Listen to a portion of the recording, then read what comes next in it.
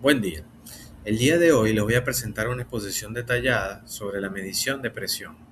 Mi nombre es César Martínez y en los próximos minutos analizaremos desde los conceptos físicos fundamentales hasta las tecnologías electrónicas y digitales que se utilizan hoy en día en las industrias automatizadas para monitorear esta variable tan crítica.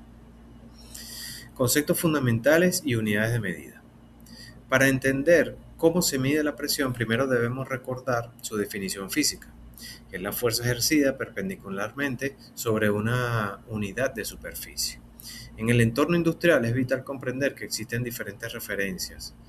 No es lo mismo medir la presión absoluta, que toma como base el vacío perfecto, que la presión manométrica, la cual utiliza la presión atmosférica local como punto cero. En cuanto a las unidades, el sistema internacional define al pascal, que es un newton por metro cuadrado, como la unidad oficial. Sin embargo, existen magnitudes que se manejan en los procesos reales. Es sumamente común que nos encontremos con otras escalas muy utilizadas en la práctica, tales como los bares, los PSI, las atmósferas o los milímetros de mercurio. Principios mecánicos de medición. Los sistemas mecánicos de medición son la base histórica de la instrumentación industrial y se fundamentan principalmente en tres principios físicos. El primero son las columnas de líquido, donde el valor de la presión se determina mediante el equilibrio hidrostático de un fluido, como ocurre en los manómetros en U. El segundo principio involucra a los elementos elásticos, que aprovechan la deformación física de un material conductor o metálico al recibir una fuerza.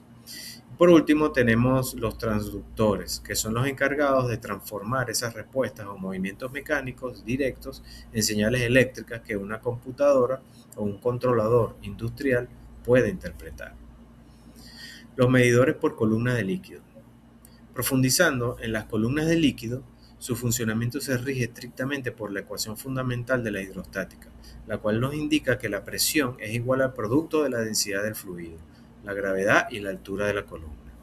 El instrumento más representativo es el manómetro de tubo en U. Al aplicar una presión, en uno de sus extremos, el líquido se desplaza midiendo la diferencia de altura entre ambas ramas. Podemos conocer con exactitud el valor de la presión aplicada. Aunque son instrumentos muy precisos y excelentes para calibración en laboratorio, en la industria moderna su uso es limitado debido a su fragilidad, tamaño y a que no permiten la transmisión automatizada de datos a larga distancia. Elementos elásticos. Pasando a los elementos elásticos, estos son los componentes internos que nos encontramos en la gran mayoría de los manómetros de aguja en las plantas industriales. Existen tres geometrías principales. El tubo de Bourdon es un tubo de sección elíptica curvado en forma de C. Cuando la presión entra en él, el tubo tiende a enderezarse y ese movimiento mecánico mueve la aguja indicadora a través de un juego de engranajes. El diafragma es una membrana circular, a menudo ondulada, que se deforma axialmente. Es ideal para presiones bajas o para fluidos de procesos viscosos y corrosivos. Y el fuelle es un tubo de paredes delgadas con pliegues de forma de acordeón, que se expande o contrae longitudinalmente. Ofrece un desplazamiento mecánico mucho mayor, ideal para aplicaciones de baja presión donde se requiere alta sensibilidad. Tecnologías de transductores electromecánicos. Cuando el proceso requiere automatización, eh, necesitamos llevar la medición mecánica al plano electrónico mediante transductores. Las tecnologías más utilizadas son las siguientes: los resistivos y extensométricos.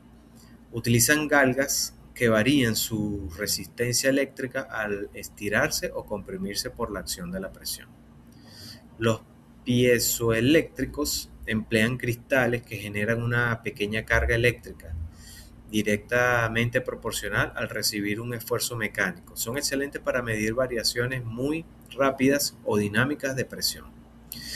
Y los capacitivos Se basa en un diafragma que actúa como una placa móvil entre dos fijas.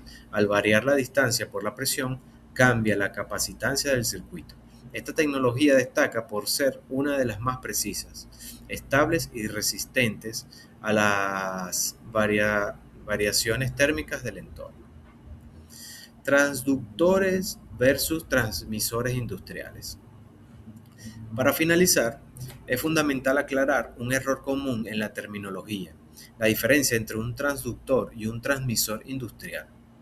El transductor es únicamente el elemento sensor que convierte la fuerza física en una señal eléctrica cruda, generalmente muy pequeña, eh, como multivoltios.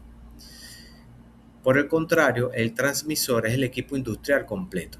Este toma la señal del transductor, la acondiciona y la compensa térmicamente y la amplifica para convertirla en una señal estándar de la industria, como el lazo de corriente de 4 a 20 miliamperios, o en protocolos digitales avanzados como el HART o Profibus. Gracias al transmisor, la lectura viaja de forma segura, sin pérdidas ni interferencias, desde el tubo de la planta hasta los sistemas de control centralizados, SCADA o PLC, para la toma automática de decisiones. Con esto damos por concluida la revisión de los puntos claves del contenido de medición de presión. Espero que la presentación haya sido de su agrado y le haya permitido comprender la gran importancia de esta variable, así como la física y la tecnología que hay detrás de cada instrumento en un entorno de automatización real. No me queda más que agradecerle enormemente por su amable tiempo y atención. Muchísimas gracias.